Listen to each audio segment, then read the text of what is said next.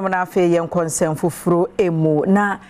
wo hwe se de o my Ghana Nyankopon ache yade de yete bibiduro no a sesi abeto dwa se opanyino no da Ghana Federation of Traditional Medicine Practitioners Association na se wo mo aye bibiduro wo my Ghana mu wo mo nkabomuko baako na kisi opama wodi nkan o de nsem wato dwa che se Ghana ba na ni aba bibiduro ho pa nti wa hye bose obehwe na o matere wo nkwa mu na afere sabia hodo na se bibiduro dwumadie no etumegyina brand wo maye.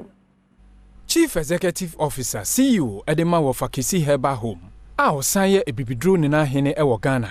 Nana Kasee opam a odikan ko ede futu ama Ghana for se wo yimfiri wo adwenem se ebibiduro eye abosomsom abrone Adom News Central for kasa no wo kire mu se aban no ede niam egu akwam se ne wo de ebibiduro dodo ebekọ ayaresabia ewo omamu ha sesia na ayaresabia be 55 ene wo Ghana ha wo de ebibiduro akọ a omanfo ebetimi atobia no strategy best 55 ewo mayimu a aban no de abibiduro ekoho na afi o de doctor for a omoso omoya bibi omohwe abibiduro so akọ sa hospital no de be kakra no se hospital na se opa abibiduro a ebetire bia beko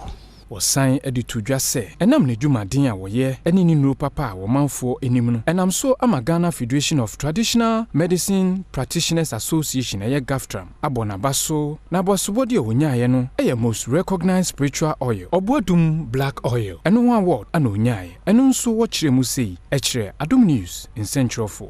award na minyaye no ekire se ye ka wiase ayo manasa so atie enema ekoso a sunsum sam efa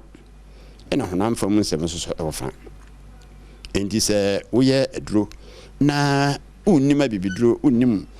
sunsum sam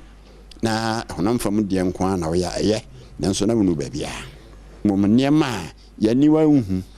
yare a yaniwa unhu nanso ewo ho nsama yani unhu nanso so ewo atremu no eno ho na meyema meye sa aduro yi eye obodum black oil.